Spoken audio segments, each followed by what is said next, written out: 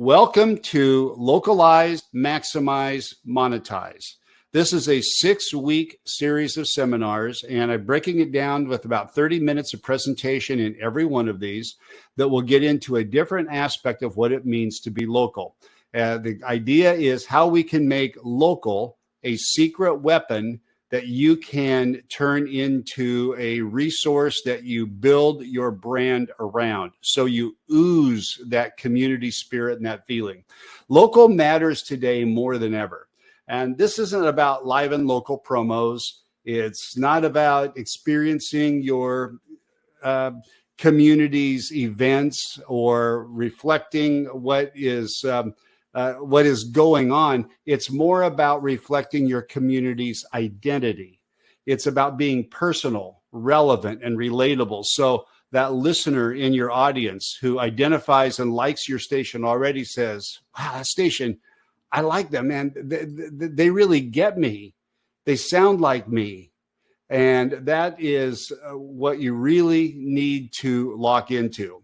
So like I said, 6 weeks of seminars. Today, we're going to start with the foundation. And this is going to be a little boring for some of you. So I know some of you really want to get out there and say, how can I apply this? And I'm going to give you some things that you can apply in today's seminar. But a lot of what I'm building today is some foundation that will excite you, and we'll build on that as we go forward. It's called the Local Vault, a stockpile of ready-to-use local resources that will never go stale. Today's presentation and the entire series is brought to you by my friends at the Local Radio Newsletter. It's Jay Mitchell's brand, and Jay is in the seminar today. Jay has a terrific community-oriented, he calls it the voice of community broadcasting. It comes out every week, and it covers all things local. And at the end of the presentation today, I'm going to show you a link and give you a chance to sign up for his newsletter at a 25% discount. Also presented by Local Beat. Local Beat is owned by Radio Content Pro, which you've probably heard me talk about. I am involved with them, and they've got some terrific resources and tools to help you get local, which I'll share with you at the end of the presentation. Today, we're going to talk about 3 things, and then I'm going to show you some examples. Number 1 is foundation first, how to build a resource library to power your localization, then how to use AI to help you do that. And I'm going to give you some prompts. So you might want to take some screenshots as you go through. I am not making the slides available, so you might want to take some screenshots as we go if you want to use those prompts, but they're killer prompts to help you do some of the things I'm talking about today. And then I'll show you how to build a team of experts. And then after that, we'll go into some ways that you can apply these things on the radio. But foundation first, and I scheduled this webinar first because I'm going to give you a lot of ideas over the next few seminars about how to connect with the audience on a local level. And you're going to be frustrated in doing those things that I suggest unless you are building it on a foundation. And that's what this is all about right now. It's building a local resource library to power your localization. It's one of the best things that I ever did at the stations that I worked with because it acts as a resource. If you bring somebody in from out of town, then they can get familiar with the city, the community very, very quickly. It's something for those who've lived there for a long time, but they kind of get isolated in their own neighborhood, their own community, their own circle of friends. You've got a resource now where they can see reality, where your listeners are, where your audience is, what they're actually doing instead of what your circle of friends might be doing. And there's all kinds of ways that you can draw upon that. So the foundation I recommend is a searchable, editable resource for personalities, producers, promotions teams, and also salespeople. Show you how it works. It's a local Wikipedia, basically. So you can start a website. You can do it on Google Sheets, or you could start a wiki that is searchable, editable, and easy to update. And that's a key too, because this has to be a living, breathing thing. You can do it in Notion. You can do it a lot of different ways that you can do it. But I recommend doing it on some sort of website and have somebody be the project leader or coordinator. Someone's got to be a champion for this. There's got to have a passion for it, because otherwise you're going to have a lot of energy going into it at the beginning, and then it's just going to lay there. So somebody should be in charge of building this foundation and you should have a system in place to meet about it regularly and use it and explore it on a regular basis as well. First step, gather some data. I'm going to give you a bunch of different processes here. Now, you're probably not going to be able to do all of these in great detail. Do the ones that fit you, the ones that work best for you. If you can do them all, that's better. That's great. But you may not be able to get to all of these. Number one is to experience your community. I recommend that you tour your neighborhoods. Know what traffic is like on Tuesdays at 5. Give your morning show the morning off one day. Let them drive all of the major freeways and highways and backups so they know what your audience is going through at that time of the day. They'll come back with a completely different perspective. This is really important for people coming in from out of town. I'll tell you a quick story. When I first moved to San Diego, this was back in 1992, and I was programming Q106, and the afternoon personality was JoJo Kincaid. And moving in, we lived in the suburbs. 2 young kids, and we lived in the suburbs, and I just thought that's what San Diego was all about. And after I'd been there a few weeks, JoJo came into my office one morning and said, "We're going to lunch. I'm buying." I said, "Okay, that sounds great." And he took me to an area of town I'd never been to before. And it's not like you picture San Diego to be. And he goes, "I want you to experience the real San Diego, where most of the people live and most of the people listen to our radio station live." Completely changed my perspective. It made all the difference in the world. So especially if you have people who haven't lived there for a long time, if you've got some new people that are coming in, or just some people who end up getting set in their ways, experience that community, experience the neighborhood so you understand the flavor, you understand what's going on there. Second thing is to make it a point to go where make it a point to go to visit the landmarks and venues. That's the second point. I'm talking about the little things, the dog parks, the trails, the burger dives, the legendary venues. Go to those places that you've heard of, but you don't go to very much. Or go to those places that are popular with some of your listeners, but it's not one of those things that you've been to for a number of years. Go experience them. Because when you've experienced it, it changes the way that you talk about it. It changes the way you relate to it, the way you communicate about it. You can feel it. And that feeling, believe it or not, comes through on the radio. It's an authenticity and a genuineness that comes out. So consider this homework or background work or research that you're doing to make your show and your station as in touch and as relevant as it can be. Next is go where your audience goes. And these are things like the farmers markets, the gas stations, go to Walmart and observe. A quick story. This was back when Hot 97.7 in New York was one of the hottest radio stations in the country. And I was working for Alan Burns at the time, and we were in there, and all the personalities talked about were going to the clubs. And Alan couldn't get them to talk about regular people living real lives. It was a very mass appeal radio station. And so he asked the staff, "Well, what do you think your people do?" And the general feeling of the people who were on the air is that their audience was in the clubs 3 to 4 nights a week. So we did a survey. We did a poll. We asked them what they do on a regular basis. One of the questions we asked was how often they go to the clubs. Maybe once a month on average. The number one thing that they did, the number one thing they had in common, shopping at Walmart. This is Hot 97.7. It didn't necessarily change their content on the air or what they talked about on a regular basis, but it changed their sensitivity to where their listeners were. So go where your audience goes, do what your audience does, and meet some people. Meet some local celebrities, meet the reporters and the politicians and the PTA moms in the hot zip neighborhoods, the people who are the movers and shakers at schools. Make them part of your mental map. Get a list. The more you can be entrenched in the community so they know you and you know them, the more resources you're going to have. And I'll go into some detail of how you can do that in just a minute. You can also conduct surveys. This is really powerful. Conduct lifestyle, not listening surveys, where you're not asking them what stations they listen to or what TV stations they listen to or what times of the day they listen. You want to find out what they do in their lifestyle. You want to find out if they go to Mexican restaurants or Japanese restaurants or fast food restaurants, or you want to find out where they go, what they do, what they like to do, what they aspire to do. I've got some resources that you can do that. If you go to insidersradionetwork.com and do a search for free research, it'll give you all the step-by-step details on how to conduct some of these surveys, and you can and where to ask about it, whether you do it online.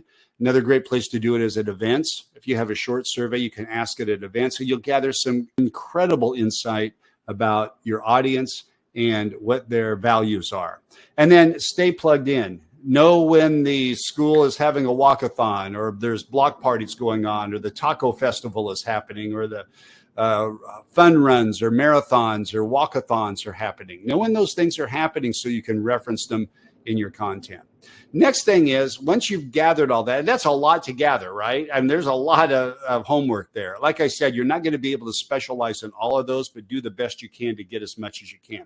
Then brainstorm. Get together as a team, put together a core team of 3 to 5 people, and get more people involved if you can, but get 3 to 5 people who are real stakeholders and one person who organizes. You know, I said you need a project manager for this. Well, get together and talk about some of these questions. What's the city known for? What's embarrassing about it? What's sacred? Keep notes on all of these things. What makes it a great place to live, to work, and to play? And then establish a plan with the stakeholders to keep that project current, keep it updated, keep it fresh. Take the things off that are no longer relevant, add some new things in as the market starts to change. So some of the questions you might ask yourselves are listed over on the right. I'm not going to go through all of them, but whether it's flaws and quirks, the most important celebrities and athletes, the places that people live, the places they go to unwind. The more you can know that and know it from a factual standpoint, which is what gathering the data is all about, and in the brainstorming, you're finding more of the emotional connection to it. Then somebody's got to organize all this. This is the project manager comes in, and this is where you get it into something that's searchable and easy to access for everybody. And searchable is really important, because if a personality is coming up on a break and they need to find some local reference, they need to be able to type something into a search form and have it come up and give them the information that they need. And I'll give you, throughout the series, I'm going to give you some examples of how to apply that. And I'll give you some at the end of the session today. But you might want to build it around city infrastructure, main categories of entertainment or sports, lifestyle and leisure, culture and news, and then subdivide it. Have branches coming down from it. So organizing this is really, really important, because otherwise it's going to be a mess. You're not going to know where anything is. So lifestyle, leisure, underneath that might be city parks, underneath city parks, the north, south, east, and west county, and then the individual parks underneath that. You could do another category called dog parks, another one that is kid-friendly, public playgrounds that children typically play and parents take their kids on the weekends, little league fields, soccer fields. You could have all kinds of things underneath this. So you can see that the more that you branch, the farther you go, the more detailed you get, the more powerful this can be as a resource. So again, start big, don't give up on it, keep adding to it, and you can drill down and keep making this a really deep resource. Another resource for, and this is almost like a cheat code, and I love this promotion. This is on KCRW in Los Angeles. They're licensed to Santa Monica. You're probably familiar with that station. It's a famous public radio station. After the Palisades fires, they started a campaign saying LA is hurting right now, and we want to hear what makes LA special to you. They started love letters to LA. And you don't have to start this from a disaster. It can just be community pride. And part of the series is going to be about promotions you can do to show your community pride and connect with the community. And this is one I would highly recommend. You ask listeners to write a love letter to LA, to your market. It can be long, it can be short, and then they take snippets of that and they build it on a website, as you can see on the right side of the page. On the left is the details of how it works, and then they take those and they read those love letters or segments of those love letters as promos on the radio station, and it sounds great. So I've got details about it on the Insiders Radio Network, Love Letters to Your Town. But one of the things that you can gather from that is how people feel about your town.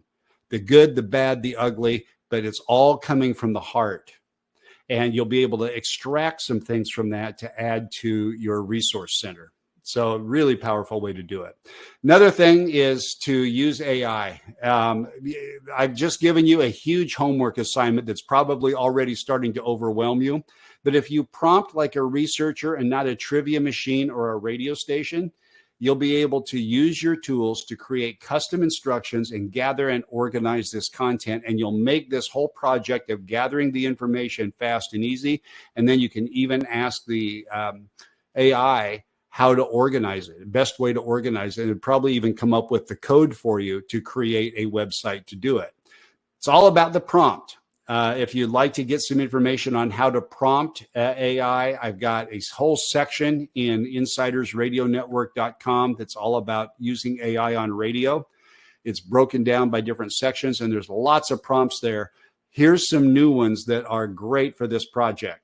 So first piece of advice is if you're doing this using AI, pay for the paid version of whatever large language model that you use. ChatGPT is the one that I use for this project. It's great because it has a feature in it called deep research. Use deep research and then give the AI context and start a project. If you're not familiar with ChatGPT, if you start a project and then all of your prompts inside that project, it remembers everything that you've talked about it and everything that you've discussed in the past. So it can build on it, it'll learn, and it'll keep getting more and more effective the more that you use it inside that project. So that's my recommendation. It's like $20 a month. Very much worth it. It's much better than the free version. Here's the first prompt I would use with it. You're building a local content resource center for a Springfield-based adult contemporary station targeting women ages 30 to 44. I want to know everything there is to know about the community with an emphasis on how it's relevant to our target demographic. You're to research all local sources and provide red flags for possible unreliable sources. Now that's the project prompt. So it knows what to expect from this project. At this point, it might be a good idea to also upload a target audience persona or a listener composite, which will help the AI or help put it in context of what the lifestyle or what the psychographic information or even the demographic information is about your target audience. So you put that into the project prompt and then give it customized instructions where you're prompting it for categories, for output criteria, and advanced structure. I'm not going to go through all of those prompts here, but here's an example of what you could do. I need school info for colleges, high schools, middle schools, and elementary schools. Be thorough. Give me a list with names, locations, principals, mascots, other interesting information. Output should be organized in a table with the following columns: category, subcategory, name, et cetera, list it in alphabetical order. Make it so I can download it and export it to Google Sheets, add an executive summary, integrated analysis, and actionable recommendations, and include red flags for unreliable sources. But that, by the way, that last line, red flags for unreliable sources, is important because there's a lot of times where potentially unreliable sources have good information, and there's other times when seemingly reliable sources are not reliable. The AI does a good job of saying, here's what this says, but I couldn't verify it, so I'm not sure that you can trust it. In other words, it gives you a red flag warning of whether you want to use that or not. I've got more information on how you build a local resource center for using AI in Insiders if you want to use that prompt. But this is a really good prompt to start with. Now, the output that you use for this will vary depending on what your final form is. If you're putting everything into Google Sheets, then you want everything in a table like that, so it's searchable inside Google Sheets. But if you're building a website with it, you might want a different output. So your organizer, your person who's coordinating the project can help you with that. Next is you want to be a researcher. And being a researcher using AI is really pretty easy if you know what to ask for. Just ask the AI to help you and then demand more details and ask what else can you do? What else haven't I thought about yet? And especially inside a project, ChatGPT does a great job of offering to go further and do more. So a great question to ask is, what other categories and subcategories would be useful for my project that I am missing? Provide a detailed list that would be relevant to the audience with recommendations for subcategories and suggest ways that you can make that data more useful for my on-air promotions, marketing, and sales team.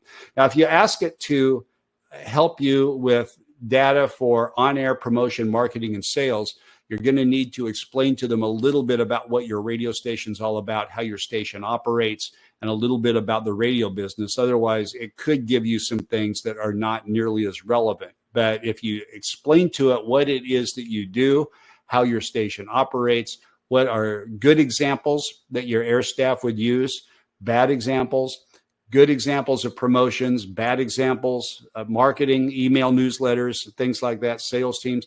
Give them good examples of what you like and what you don't like, and it will start recommending things in different ways that you can use the data that it turns out for you. Then get creative. As you identify more categories, you'll find, hey, what if we put biking trails and hiking trails and local rivalries and happy hours and the place for the best burger in town and things like that. So all of those things are relevant in your community, and there's hundreds and hundreds and hundreds of categories. And again, you don't have to do it all at once, but as you build this, think how useful that's going to be on the air. So prompt it with things like, I want a list of the 10 most iconic locally owned breakfast restaurants in Springfield. Include the neighborhood, the specialty dish, the owner name if available, the contact information for sales, and anecdotal information about why the locals love it. It'll give you so much content that you can drop in on the air in promotions and in promos, and I'll show you how to do that. So there's some prompts that you can get started with AI. AI can be your best friend in helping build this resource center. But the best thing AI will do for you here is it will help you be more creative and get unstuck. Because as you're starting to develop all of these different categories, all the brainstorming, you're going to get worn out. It's fatiguing if you try to do this in a short period of time. AI will get you restarted again. So it'll be a best brainstorming helper. The third thing I want to talk about is developing a team of local experts where you build relationships in key categories that you can tap into. It's a shortcut to local connection where you get real people to be part of your extended universe. This is great for solo shows. In fact, I work with a couple of solo shows, and we're already starting to talk about how you can use local experts as co-hosts. So you're talking to these people almost as if they're characters on your show that are recurring, and you bring them in for specific things at specific times. Identify some categories that are relevant to your audience. And again, you might be able to ask ChatGPT what type of local experts in different categories would be relevant to your audience. It could be lawyers or fitness experts or financial planners or bartenders or rideshare drivers or weather geeks or fashion bloggers or first responders. And as you develop the categories that you want, you can no limit to the number of categories you could have. You want to find one person in each category who is entertaining, has a personality, is well-spoken, and most of all, someone who is always available. And it loves being a part of your station, loves being a part of your show. They have to be ready, willing, and able to participate when you need them. Because if there's a train crash in your community and you need your local expert to weigh in on that, and they say, sorry, I'm not available, they're not really helping you that much. So it's got to be somebody who's available. Maybe you've got a divorce attorney and a celebrity is going through a messy breakup and kids are involved. You got somebody you can call and talk to about that. So a team of experts can be a terrific resource. And maybe you use them on the air. Maybe you use them in videos. Maybe you use them in blogs. Maybe it's a combination of all of those things. But as long as you've got them there, then you've got them as a resource that you can use. Also look for experts who are charismatic, that are media savvy, that have a strong personality. If they're good storytellers, that's even better. But it's extra voices, it's instant commentary, and sales department's going to love this. It's a source of revenue. When you're talking to them first about being a resource for content. All right, that's number one. They've got to be a great resource for content. It's not an infomercial. It's not a pay to get on the air. They also have to fit the station's brand and image. Now, if they pass that, you can build partnerships And you can also have a backup just in case that they're not available. But above all, have one key rule. It can't be boring. If they sound boring, they're out. And you can't make any exceptions for that, no matter how much money they may spend on the station. This is going to get a little bit sensitive, because if you decide that you need a local expert in a particular category and you've got a big advertiser, but the big advertiser is boring, and you go with someone who doesn't advertise, you're going to have to figure out how to massage that with the expert, because that advertiser is going to want to be preferred.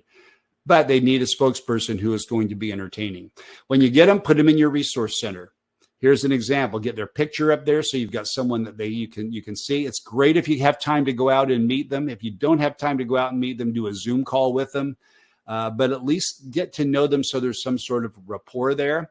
Get their name, their title, their mobile phone, their email, the category or subcategory that they're experts in, and what they're best for. And as they are guests on your show, or guests with a video or a spokesperson for you, make notes every time of what you used them for and what the result was. It only takes a couple of seconds to add that to your resource center.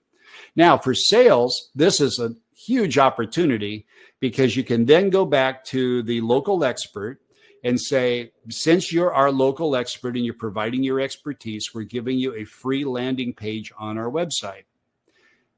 Now, if you would like to enhance that landing page, here are some things that we can put up there.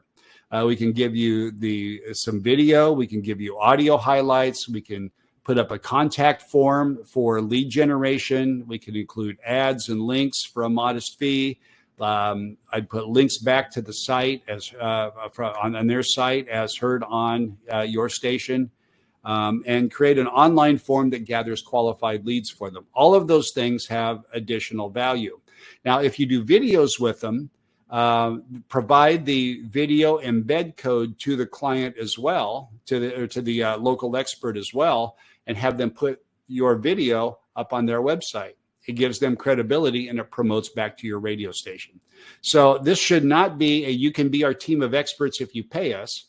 This should be, we want you to be our team of experts. And if you're interested in enhancing the partnership, we can give you some upgrades.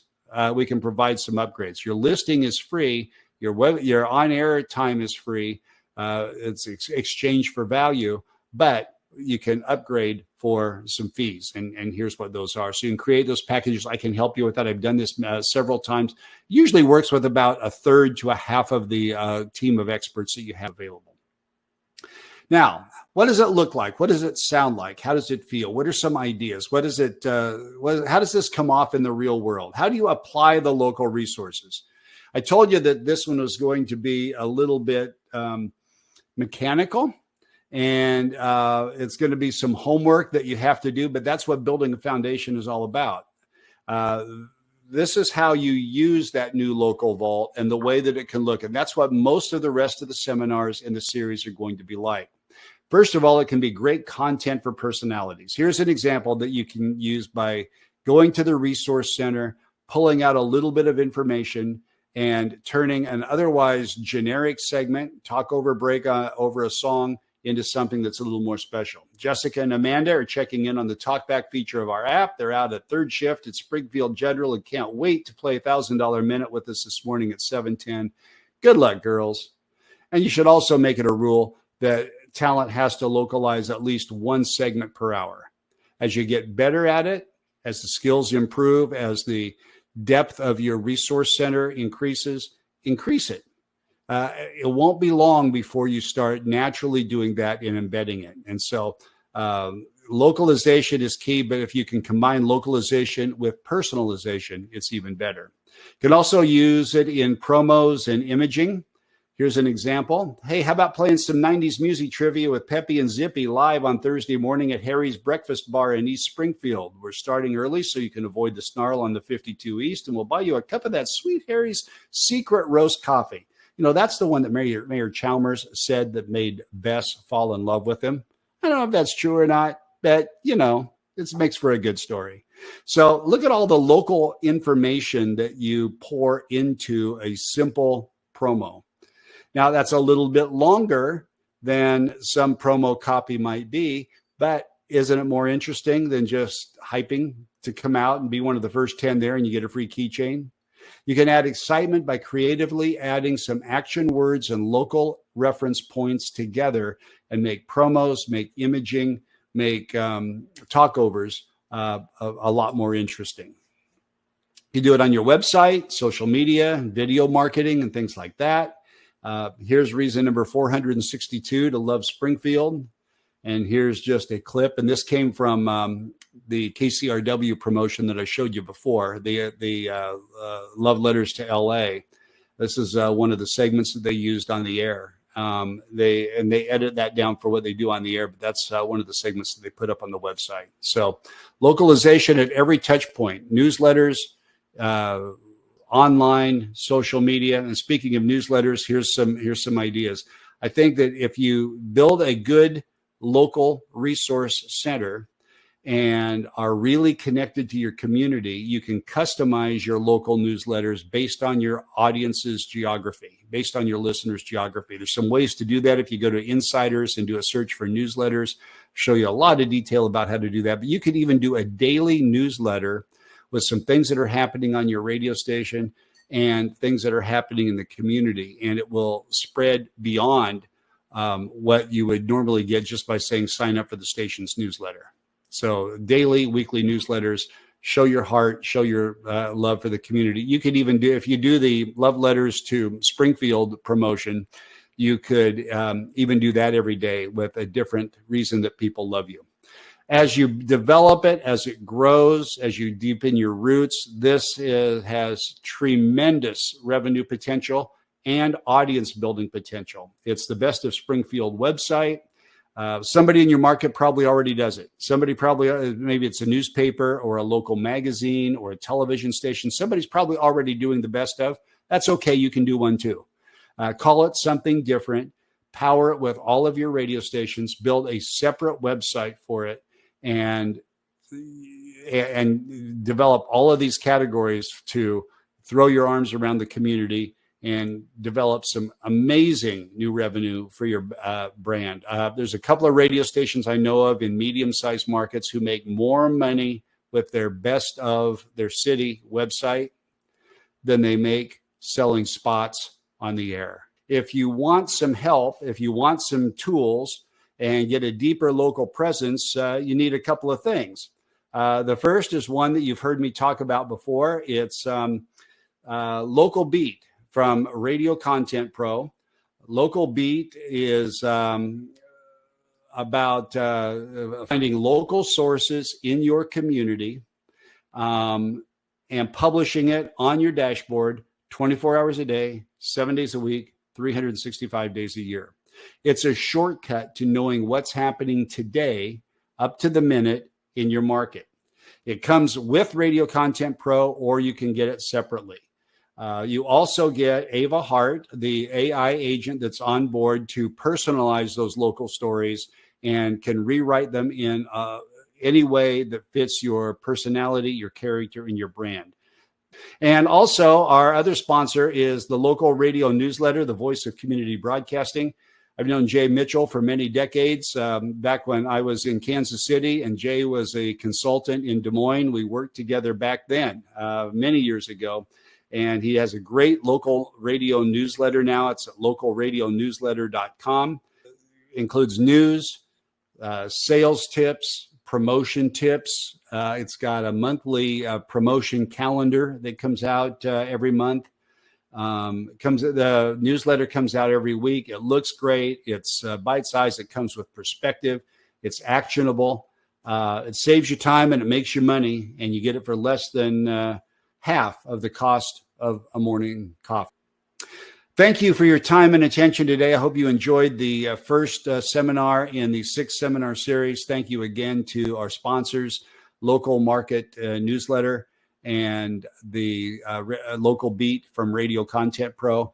I look forward to the next 5. If you miss any of them, there's replays available. You'll get the link later on this afternoon. And I look forward to talking to you in Seminar 2, Content Additives. Thanks a lot. Have a great day.